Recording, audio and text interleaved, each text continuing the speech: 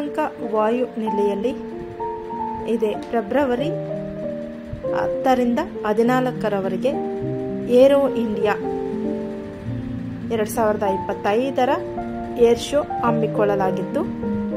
ಈ ಬಾರಿ 42,438 ಚದರ ಅಡಿ ಪ್ರದೇಶದಲ್ಲಿ ಈ ಒಂದು ಏರೋ ಶೋ ನಡೆಯಿತು. ಏರೋ ಶೋ ಕಾರ್ಯಕ್ರಮದಲ್ಲಿ 30 ದೇಶಗಳ ರಕ್ಷಣಾ ಸಚಿವರು ಕೂಡ ಭಾಗಿಯಾಗಿದ್ದರು. ಏರ್ ಶೋನಲ್ಲಿ 43 ದೇಶಗಳ ಸೇನಾ ಮುಖ್ಯಸ್ಥರು ಭಾಗಿಯಾಗಿದ್ದರು. 70 ಯುದ್ಧ ವಿಮಾನ, ಸರಕು ತರಬೇತಿ ವಿಮಾನಗಳ ಪ್ರದರ್ಶನ ಕೂಡ ನಡೆಯಿತು. ಏರ್ ಶೋದಲ್ಲಿ ಭಾರತದ 750 ಕಂಪನಿಗಳು ಕೂಡ ಭಾಗಿಯಾಗಿದ್ದವು. ರಷ್ಯನ್ ಮತ್ತು ಅಮೆರಿಕನ್ ಫೈಟ್ ಏರ್ಕ್ರಾಫ್ಟ್ ಏರ್ ಶೋನ ಪ್ರಮುಖ ಆಕರ್ಷಣೆ ಕೂಡ ಆಗಿತ್ತು. ಏರ್ ಶೋನ ಪ್ರಮುಖ ಆಕರ್ಷಣೆ ಅಂದರೆ ಪ್ರಚಂಡ್. ಬೆಂಗಳೂರಿನ HALನಲ್ಲೇ ತಯಾರಾಗಿರುವಂತಹ ಈ ಅಪ್ರತಿಮ ಯುದ್ಧ ವಿಮಾನವನ್ನು ಕೂಡ ಏರ್ ಶೋನಲ್ಲಿ ನೋಡಬಹುದಾಗಿತ್ತು. ಇನ್ನು ಏರ್ ಶೋನಲ್ಲಿ ತುಮಕೂರಿನಲ್ಲಿ ತಯಾರಾದಂತಹ ಹೆಲಿಕಾಪ್ಟರ್ ಅನ್ನು ಕೂಡ ನಾವು ನೋಡಿದ್ವಿ. ಏರೋ ಶೋ 2025 ತುಂಬಾ ಅದ್ದೂರಿಯಾಗಿ ನಡೆಯಿತು. ಸೂರ್ಯ ಕಿರಣ್ ತಂಡದ ವೈಮಾನಿಕ ಸಾಹಸದ ವಿಡಿಯೋಗಳು ಕೂಡ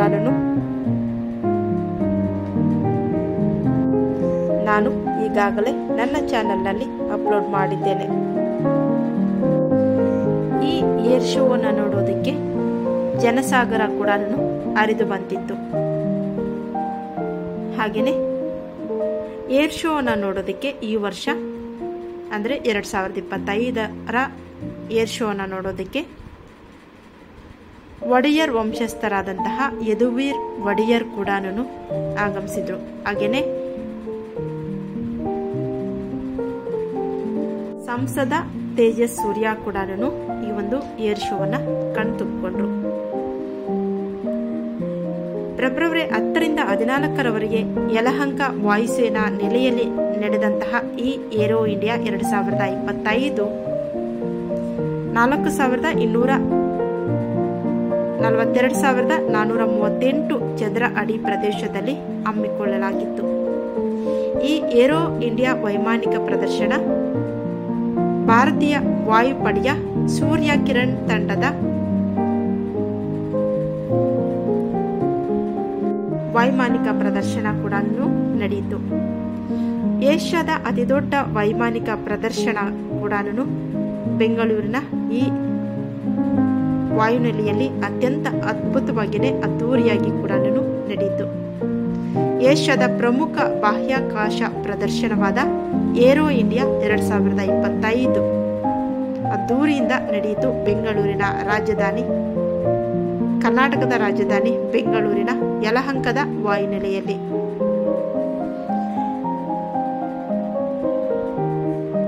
ಈ ಬಾರಿಯ ಏರೋ ಶೋಗೆ ಸಂಸದ ತೇಜಸ್ವಿ ಸೂರ್ಯ ಹಾಗೆ ತನ್ನ ಭಾವಿ ಪತ್ನಿಯ ಜೊತೆಗೆ ಆಗಮಿಸಿದ್ರು. ಮೈ ನವಿರೇಳಿಸಿತು ಬೆಂಗಳೂರಿನ ಈ ಒಂದು ಏರೋ ಶೋ. ಸಾರ್ವಜನಿಕರಿಗೂ ಕೂಡ ಈ ಒಂದು ಏರೋ ಶೋವನ್ನು ನೋಡೋದಕ್ಕೆ ಅವಕಾಶವನ್ನ ಕೂಡ ಮಾಡಿಕೊಟ್ಟಿದ್ರು. ಭಾರತೀಯ ನೌಕಾಪಡೆಯಲ್ಲಿ TED-BF ಕ್ರಾಂತಿ 2026ಕ್ಕೆ ಪರೀಕ್ಷಾರ್ಥ ಹಾರಾಟ ನಿರೀಕ್ಷೆ ಕೂಡ ಇತ್ತು. ಹಾಗೆಯೇ ಏರೋ ಶೋದಲ್ಲಿ